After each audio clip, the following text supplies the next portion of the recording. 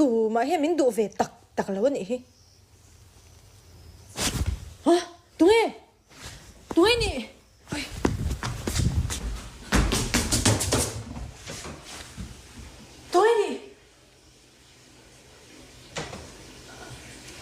一种错被这一砸了王。mình bốc xoay tung tiền à mi ôi cái chỗ tên nó bốc xí nào cũng khá lạnh cẩn đấy bốc xí cái gì nhá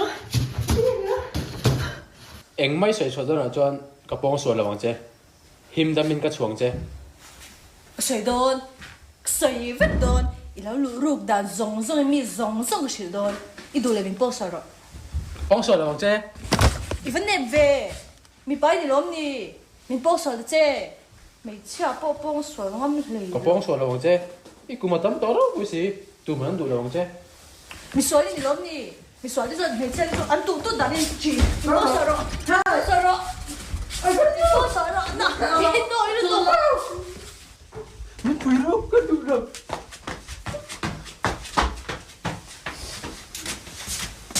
anh ấy ông gì à rục rú nè kha mình run bốc xoay tung về khang lang à phong sỏi man dẻm man lâu ôi